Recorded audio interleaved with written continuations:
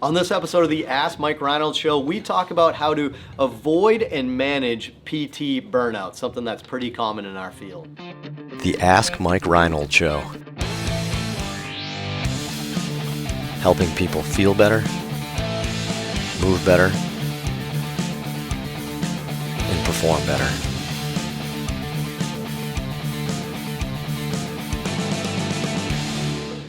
Welcome back, everybody, to the latest episode of the Ask Mike Reinold Show. I am up at Champion PT and Performance in Boston, Massachusetts. Dan Pope, Mike Scuduto, Dave Tilley, Lenny Macrina, all here answering your questions, PT, fitness, sports performance, anything you want to talk about. Head to my website, MikeReinold.com, click on that podcast link, and there's a form to ask us more great questions. Lenny, take it away with the introductions of the students. We have some amazing students going on right now. Amazing.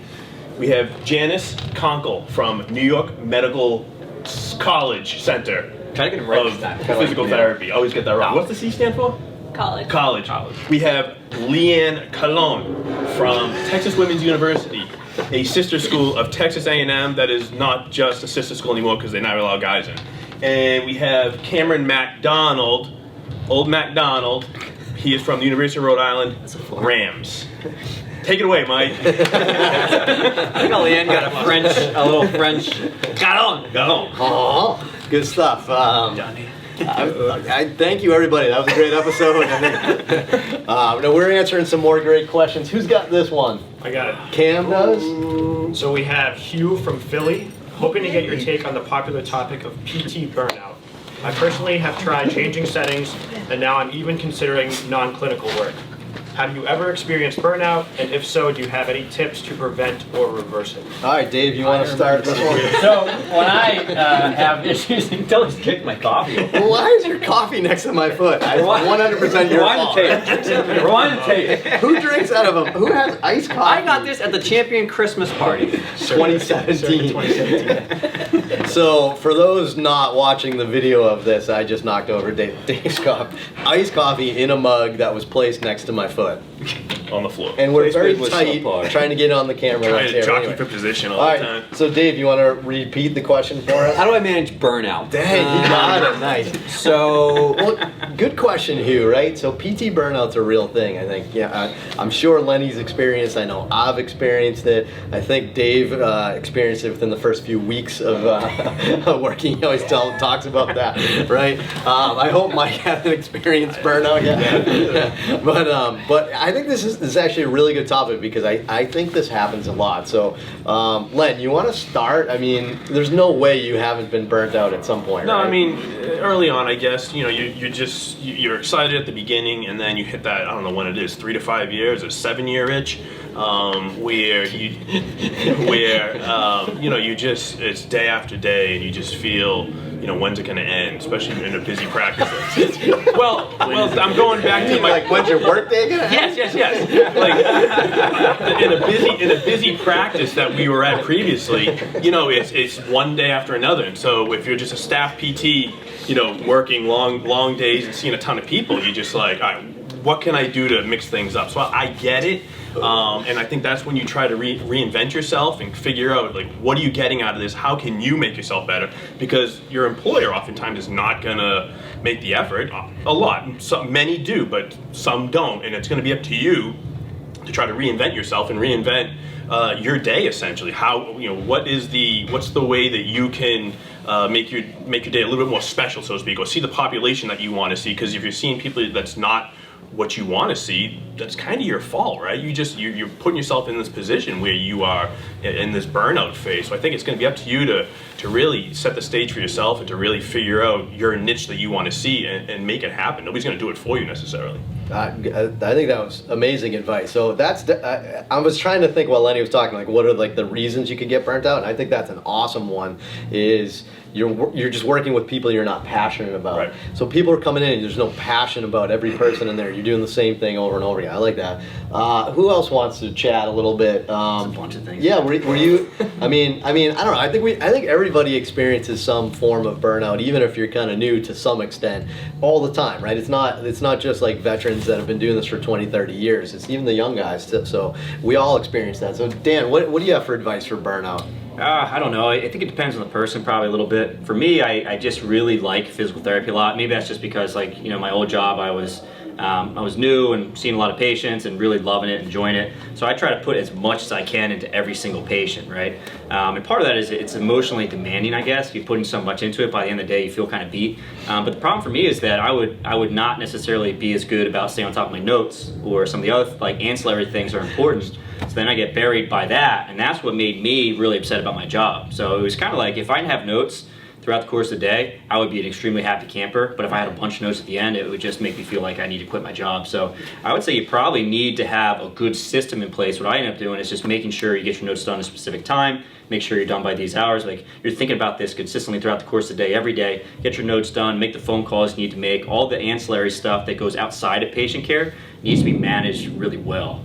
Yeah. So insurance companies too, dealing with insurance companies and those headaches and not wanting to go through visits. Fortunately, we don't have to deal with that here anymore. But I can see how, you know, you want to get somebody better, and you know it's going to take so many visits, and you know, now what do? You know what I mean? Now the person's sitting there looking at you like, what do I do? And it's a stress for you as the PT to figure out a game plan for that person, you know? Yeah, I think it's human nature to, you know, like kind of put off the stuff we don't want to do, or stuff we don't like doing, or stuff, actually things that take you out of your comfort level, right? You're like, I got to resubmit for insurance visits. That's going to take me 20 minutes to write a new letter or something like that. And then you put it off, and then you have a big pile in front of you, and that's pretty painful. But Dave, what do you think, man? I know you kind of went through a little bit earlier kind of burnout phase, and the burnout's not a negative. I don't take that back. Yeah, a rut maybe. Yeah, I feel like you got a little, as you were trying to find yourself and what you wanted to do in this profession. Why don't you share? Yeah, I'll actually, versus blaming other people, I think that I'll actually take ownership. I think along with what Dan said, for sure, like the ancillary stuff, but I had like a dramatic increase in my feeling like I was in a rut when I like felt like I didn't know what to do, and I wasn't making positive results with my patients. So like I felt like I didn't have enough information, and so like people kept coming back and they weren't better. Their shoulders still hurt, their back still hurt. They weren't really happy with their care, and I felt really out of control. Like, I went to school for so long, shouldn't I have the things necessary to help somebody? So when that started happening over and over, like everybody goes through one day, it just comes in waves where like sometimes you have like 3 or 4 patients in a row that are all really not doing well, and they're complaining, or they're having a tough time, and they're not getting better, and you're kind of frustrated by that. You have other days where you feel like you knock it out of the park, and like people are coming like, oh, I feel good, things are going well, and you're kind of happy about that. So when I went into like my second year, I felt like I didn't have all the tools that I needed to like feel like I knew what I was doing, and like really like, okay, someone has back pain, this is at least where I'm going to start. And so that made me really frustrated, which is when I went like mega nerd mode. It was probably because I was getting a little bit, you know, complacent with learning, and I was just like not having the right things to help people. So when I went back and did my SCS, which is how I met you guys, that was when I felt like I kind of got revitalized again, because I was like, all right, at least I like have a good idea of what I'm doing. And then gymnastics picked up, so that was a secondary thing. But I think a lot of it was just Gen Pop, just helping them with the basic stuff, you know? Yeah, great answer. I mean, you know, other than what you guys have said, I think probably the other most common way, and maybe Lenny alluded to this a little bit, is just overload. Like, you're seeing too many patients. Sure. And I know for me, I got to a point where I was seeing too many patients where it impacted the quality of care I was giving, right. and ethically and passionately about what we do. That I had a problem with that, and I think that provided a little burnout to me. I actually don't mind being busy. I know Lenny loves being busy. Being busy gives you a different kind of energy. We like having a lot of patients around. We like it being fun. If it was one-on-one, that's more painful sometimes, right? Being one-on-one. So we like a little energy, right? But it's when it sacrifices quality of care, that's when I started getting burnt out, because it was like, when you know, you get busy at times and you can't get out of it, there's no slowdown. That was the big thing for me. But you know, I think the only other advice I'd add for this is if it's not something obvious like that. So like Lenny said, your patient population isn't what you're passionate about. That's obvious. You're seeing too many people, so you're not giving the quality care. That's another obvious one. I think the other things, if it's not one of those things, is everybody hits a point earlier in their career, and I think Dave and Dan kind of said this really well, early in your career where you're like, okay, what do I do next? I'm at this like plateau. What do I want to learn next? So I think there's two phases that you can kind of conquer burnout. So earlier in your career, it's about kind of like taking yourself and kind of, you know, trying to say, what do I want to learn next? And kind of outlining a curriculum for your own personal development. And say, if you do nothing, all of a sudden it's going to be like Groundhog Day. So you got to always try to like upgrade yourself a little bit and learn a little bit more. As you get older, you can still kind of think that way, but I think then it almost shifts towards, how do I stay current?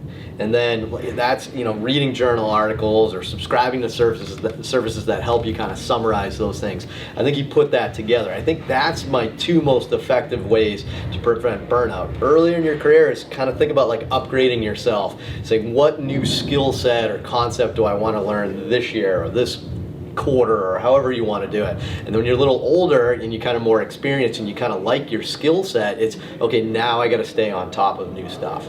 And I think that's how I would do it, burnout. And that's really, you know, that's kind of the whole purpose of like my inner circle with the people that we talk about, is kind of hitting those two buckets. So that's why it really kind of hit home to me, this question, because that's exactly what we're trying to do, is let's stay current, but let's also kind of learn new things. And I think that's the key to burnout for me. So, you know, yeah, I mean, I think, you know, Mike's not burnt out. He golfs like, you know, twice a week all year round. So I think he's pretty solid. That's your other success to do it. But take a lot of vacations, work-life balance. Work-life balance.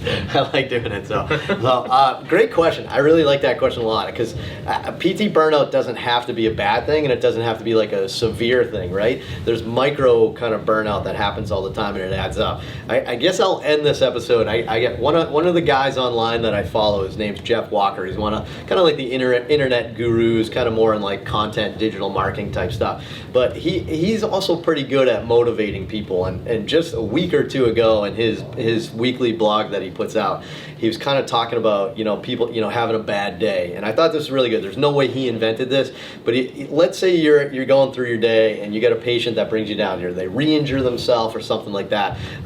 He said it really well. You can have a bad hour, but don't let that ruin the rest of your day. Don't let that bad hour turn into a bad day, turn into a bad week. And that's about us framing it and looking forward to the new people coming in after that stuff. I thought that was actually a pretty helpful thing for us, because you can have a patient ruin your day. Either they're a jerk to you, or you know, they're re-injured and you're down because you're trying so hard to help them, that type of thing. Just remember, there's a lot of other people that are coming in next that still need you. So don't let a bad hour make it a bad day.